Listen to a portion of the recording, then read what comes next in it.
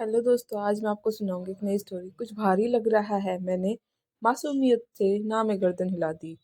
दुश्मन की बवें तन गई, शायद उसका वार खाली गया था। तुरंत तरकस से भाला निकाल नीहरी दाढ़ पर हल्ला बोल दिया। इधर हमला हुआ, उधर मेरी चीख निकल गई। घबराकर शत्रु के हाथ से हथियार गिर गए। जन्म के बाद मैं सबसे पहले डेंटिस्ट से मिली थी। मात्र 2 दिन की उम्र में पिछले जन्म की सौगात, 2 दांत निकलवाने के लिए। उसके बाद अगले 40 साल मैंने डेंटिस्ट की चौखट पर कदम नहीं रखा। लेकिन पिछले कुछ समय से दांतों ने विद्रोह शुरू कर दिया, तो मजबूरन जाना ही पड़ा। मुंह खोलो। और इतना बड़ा मुंह तो मैंने कभी गोलगप्पे खाने को भी नहीं खोला था। मरती क्या ना करती। मुंह खोलने के साथ ही आंख के कोल देख रही थी डेंटिस्ट को हथियार उठाते, और उसने सारे हथियार मेरे मुंह के अंदर घुमा दिए। अक्ल दाढ़ खराब है, निकालनी पड़ेगी। डेंटिस्ट ने अपना स्टेटमेंट ऐसे सुनाया मानो श्री राम ने रावण के विरुद्ध युद्ध का उद्घोष किया हो। हे भगवान, अक्ल दाढ़ निकल गई तो कहीं मैं अकल विहीन न हो जाऊं।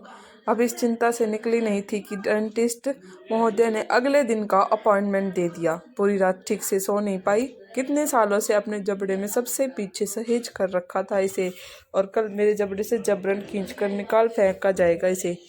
दिल भर आया, जरा आंख लगी तो यमराज स्वरूप डेंटिस्ट को हथियार लिए देख हड़बड़ा कर उठ बैठी। खैर, किसी तरह खुद को समझा बुझाकर डेंटिस्ट से कहा, यहाँ पहुँच गई। डेंटिस्ट के यहाँ पहुँच गई। आपको शुगर बीपी तो नहीं है? कभी कभी बीपी हाई हो जाता है। कभी कभी से मतलब पति से लड़ने के बाद? ये नहीं बताया था। बीपी चेक किया तो अच्छा खासा हाई था। आप डर रही हैं दाढ़ निकलवाने से? बिल्कुल डर रही हूँ। बड़ी निर्भीकता से मैंने दुश्मन की आंखों में देखकर कहा, ही। दाढ़ निकलवाने में क्या डरना। खैर, आज रहने देते हैं, आप कल आइए। ऐसा लगा फांसी के फंदे से एक और दिन की मोहलत मिल गई है। लेकिन बकरे की माँ कब तक खैर मनाएगी। अगले दिन सारे देवी देवताओं को हाथ जोड़ सारी हिम्मत बटोर मैं डेंटिस्ट के यहाँ पहुंची। दुश्मन ने पहला वार तलवार से किया। मेरे नाजुक से मसूड़े में निर्दयता से इंजेक्शन से ताबड़तोड़ 2 प्रहार किए। कुछ भारी लग रहा है, मैंने मासूमियत में नाम गर्दन हिला दी। दुश्मन की भवें फिर तन गई, शायद उसका वार खाली गया था। तुरंत तरकस से भाला निकालने ही दाढ़ पर हल्ला बोल दिया। इधर हमला हुआ, उधर मेरी चीख निकल गई। घबराकर शत्रु के हाथ से हथियार गिर गया। मैंने तो सुन करने की पूरी डोज दी थी, फिर भी सुन नहीं हुआ। आज इससे ज़्यादा डोज नहीं दे सकता, आप कल आइए। अगले दिन कार्यवाही से पहले मुझे 2 पेन किलर्स अटकवाए गए, फिर 4